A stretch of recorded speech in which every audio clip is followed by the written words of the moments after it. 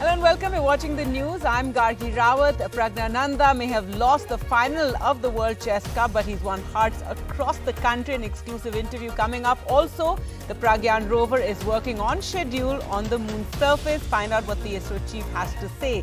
Let's take a look at the headlines. Chess prodigy R Praggnanandhaa, who had managed to draw 2 matches in the Chess World Cup final, fought valiantly till the end, but ultimately lost to the great Magnus Carlsen in tiebreakers. He tells NDTV he now wants to eat some South Indian food. Brics invites 6 countries to be its full-time member from next year. India welcomes the move, saying it's also a message to other institutions to change with the times.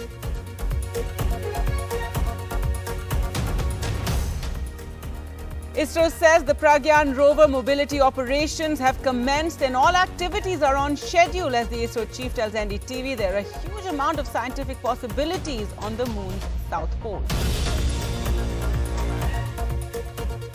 A massive landslide in Himachal Pradesh's Kullu district destroyed several multi-storied houses. The Deputy Chief Minister says there was no loss of life as the buildings were evacuated, but more worry ahead as heavy rain has been forecast. The tsunami-wrecked Fukushima Daiichi nuclear power plant has begun releasing its first batch of treated radioactive water into the Pacific Ocean in a controversial move sparking protests in the region. World #1 chess player Magnus Carlsen clinched the world chess title in Baku with his win over Indian GMR Praggnanandhaa. Carlsen picked up an opening win today in the tiebreakers with black pieces and followed it up with a draw in the second to earn the crown. The 2 players had settled for a quiet draw in the second classical game after 1.5 hours of play and 30 moves. 5-time world champion Carlsen played a solid game with white pieces against Praggnanandhaa. The Indian did not face any trouble with black pieces, with the players agreeing to a draw. My colleague Rika Roy caught up with the man of the moment for an exclusive interview, where his mother and sister joined as well. Even though Carlsen won the World Cup final, Pragya finished second. It is a massive, massive achievement for the young Indian who is with us at this hour. Many congratulations for reaching this far, Pragya. Tell us your experience of the last 3 days. We know 4 grueling games, 2 in the classical format, 2 in the rapid format. Tell us about your emotions right now. Okay, it was not about not only the finals, but I've been playing for 4 weeks already. So of course I'm exhausted.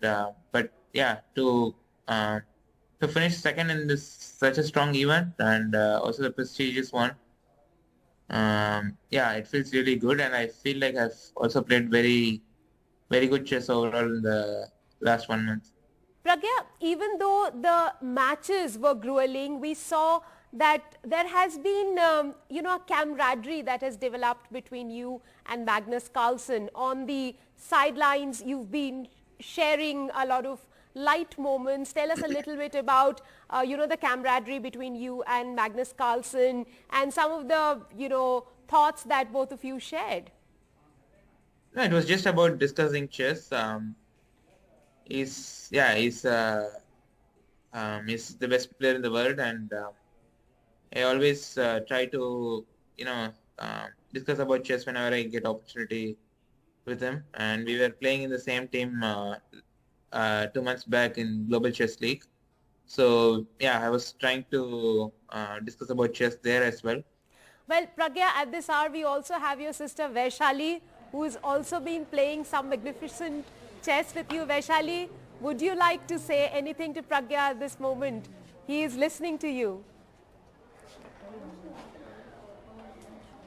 Yeah, I just had a short call with him just before after today's match and just before the interview. So yeah, I'm very proud of him that he came this far, and congrats to him. Vaishali, when the match went into the 3rd day and into the tiebreaker, did you think that your brother had a real chance against Magnus Carlsen? Oh yes, definitely. In the last few tie breaks, he has been giving a tough fight. I mean, he was winning the matches also. Like, he's been playing some brilliant chess, and especially holding his nerves and his defensive skills whenever he had worse positions. So I was definitely hoping for the best. But yeah. Pragya, I'll talk to you a little bit about the two matches that you played today. The first one, it was done in 47 moves. The second one done much earlier. Tell us a little bit about the first one. How did you hold your opponent, Magnus Carlsen, until that 42nd move? Yeah, it was not about holding him to there. I think,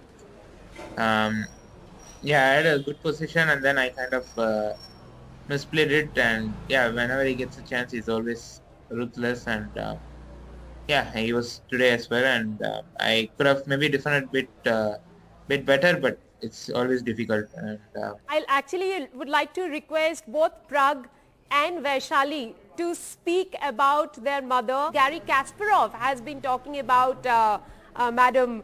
Please tell us the kind of support that she's been giving you all this while, Prag. yeah, of course, it's a great support for both of us. She has been traveling with us to all the events, and especially here because it's a very, very tough event. You never know when you can get knocked out, and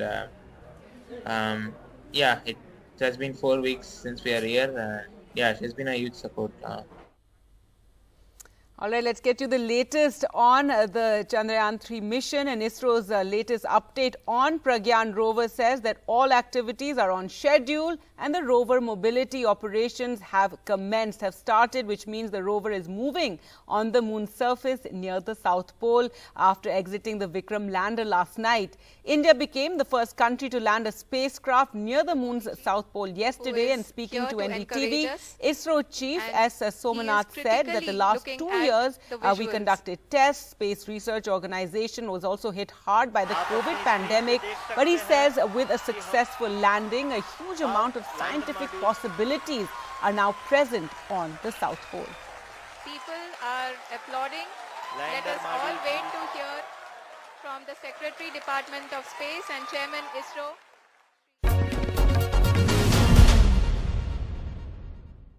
It was your responsibility to get this rocket fully tested before it was really rocketed up.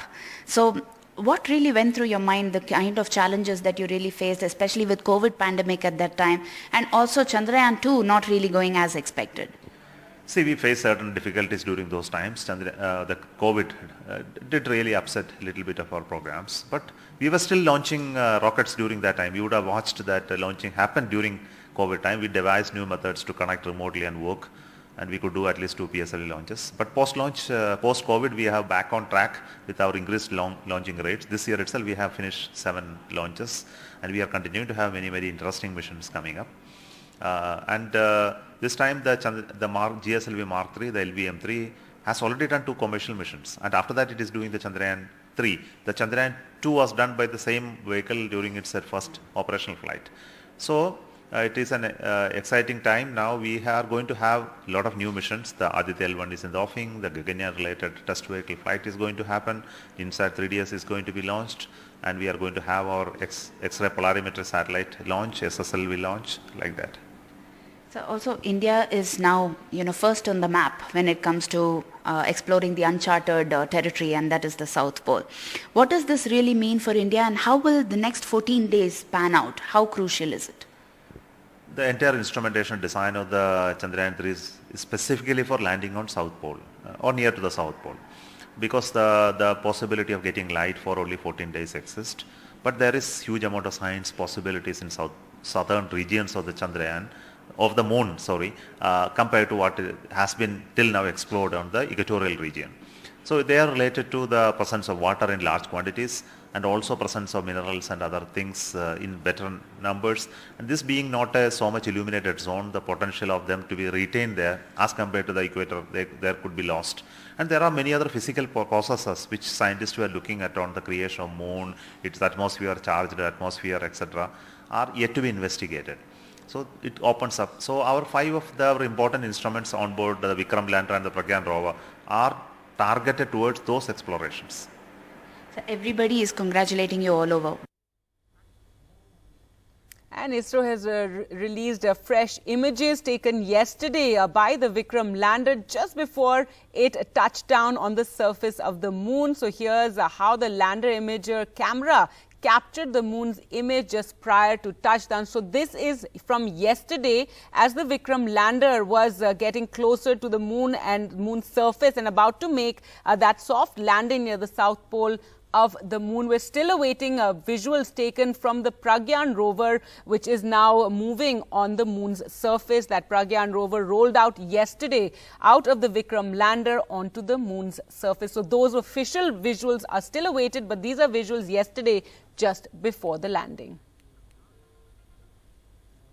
In other news now, Brics is finally expanding. This was announced today on the final day of the summit in South Africa. It has invited 6 countries to be its full-time member. India welcomed the move, saying it's also a message to other institutions to change with times. One of the biggest outcomes of the 15th Brics summit in South Africa is the expansion of the bloc, an issue that was being deliberated upon for the last couple of years without any outcome. Brics is now set to welcome new partners: Argentina, Egypt, Ethiopia, Iran, Saudi Arabia and United Arab Emirates out of the 23 countries who had submitted their application to become part of the bloc. And in this far-reaching decision, India has taken a lead by bringing about a consensus on the membership criteria and selecting new members. India was guided by the objective of bringing in countries that are strategic partners.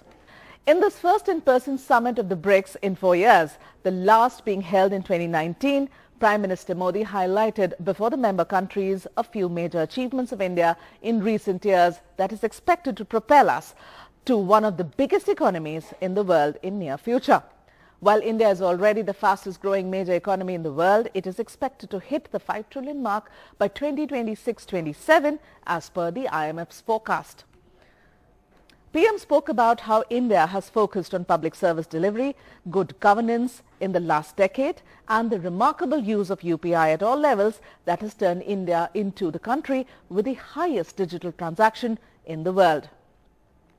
India has also attempted to bring issues like climate change, digital connectivity, food security back on the table and seek the cooperation of developed Western countries for the same, along with pushing for reforms in international institutions like the United Nations Security Council, all of which got reflected in the Johannesburg Declaration.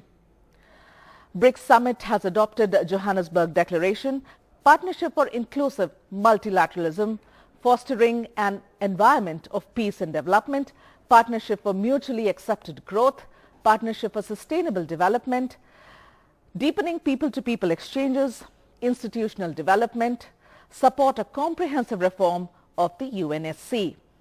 The leaders also agreed on further exploring the idea of payments in local currencies, another idea that India has been pushing, as Task Force will submit its report on this at the next summit. Now news from Himachal Pradesh, and a massive landslide took place in the Kullu district which destroyed several houses. Visuals, as you can see on your screens there, of the landslide showed many multi-storied buildings collapsing, leaving behind a massive trail of dust and debris. Now the Himachal government said the administration had identified the risk and had successfully evacuated the building 2 days earlier, so there was no loss of life. But now a fresh worry for the hill state as more heavy rain has been forecast. Earlier we spoke to the Deputy Chief Minister of Himachal Pradesh for more.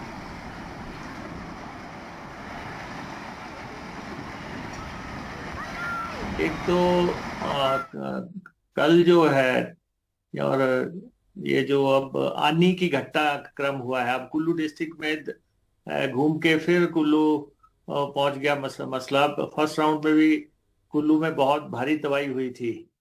अब कुल्लू के आनी में जो घटनाक्रम हुआ है, 8 बहुमंजिला बिल्डिंगें जो है ताश के पत्तों की तरह बिखर के भरभरा के नीचे गिर गई हैं और ये आनी के बस अड्डे के बिल्कुल समीप है। हालांकि हमारे पथ परिवहन निगम की बहुत बसें वहां खड़ी हुई थी, वो सारी बच गई हैं और इन बिल्डिंग्स को पहले ही खाली करवा लिया गया था, तो कोई कैजुअलिटी नहीं हुई है। और लेकिन ये भारी भरकम स्ट्रक्चर्स थे जो नीचे आए हैं। इसके नीचे 100 के आसपास दुकानें भी थी, लेकिन बचाव हो गया है और सब लोगों को राहत शिविरों में पहुंचा दिया गया है जहां उनके लिए बंदोबस्त किए जा रहे हैं। लेकिन ये भी काफी बड़ा घटना, बहुत बड़ा हादसा ह्यूमन ट्रेजेडी के हिसाब से टल गया।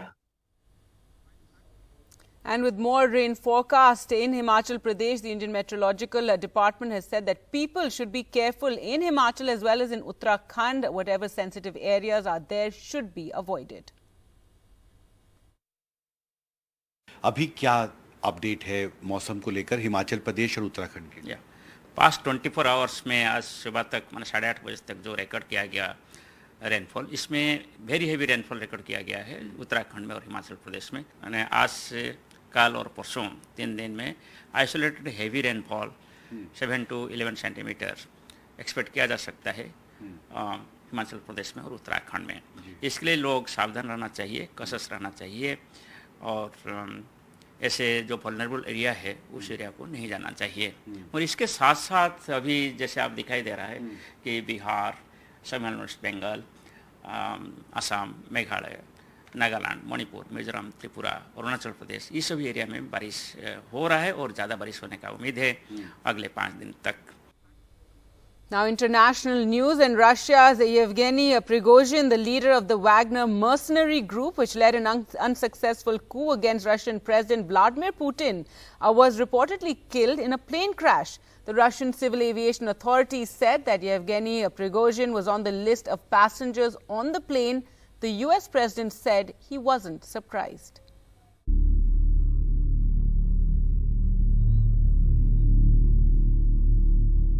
Yevgeny Prigozhin, the mercenary leader who led a short-lived mutiny against Russian President Vladimir Putin, has been reported dead in a plane crash.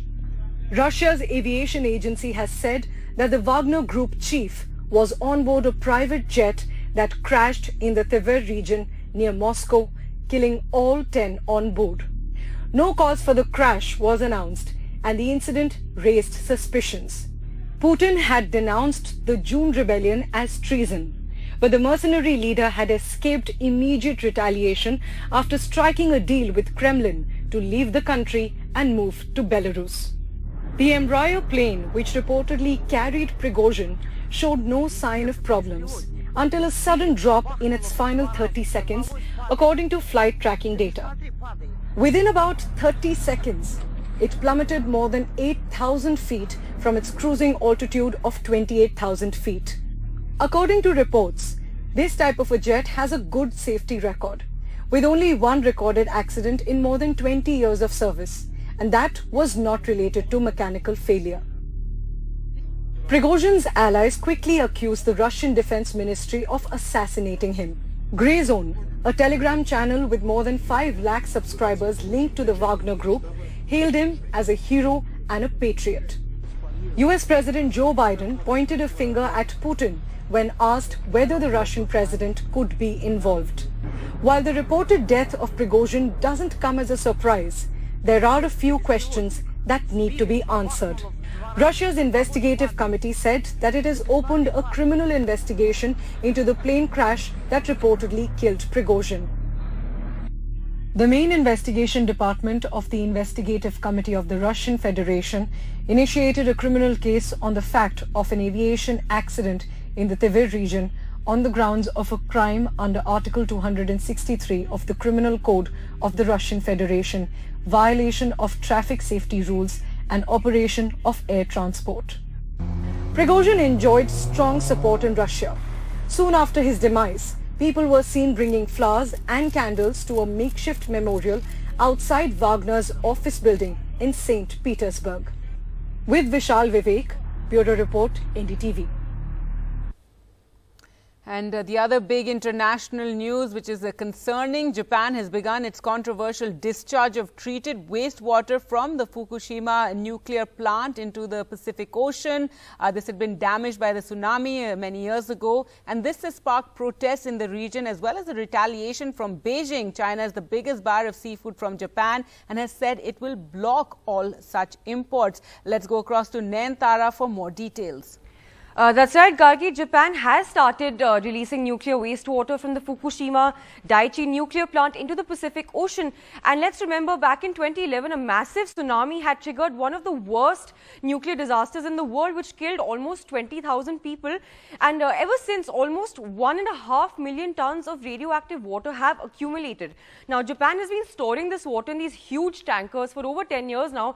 But they finally run out of space and they need a safe way to dispose of all that water, which has started happening now, and this will be a gradual process over the course of 30 years. Now, the water is apparently going to be heavily filtered to remove almost all radioactive elements, and the remaining elements will be diluted so that the water isn't a safety hazard. Now, the Japan government They approved this plan about 2 years ago, but it was only given the go-ahead by the UN nuclear watchdog last month. This is a key step in decommissioning the Fukushima Daiichi plant, which is a process that Japan wants to complete by 2051. But as you said, this really upset Japan's neighbors, South Korea and China. Even though South Korea, the government doesn't really have any principal opposition to the move, there have been protests in the country. And China, of course, is completely against it. And they both have banned all seafood imports from Japan, even though Japan insists there's absolutely no safety concern. Back to you.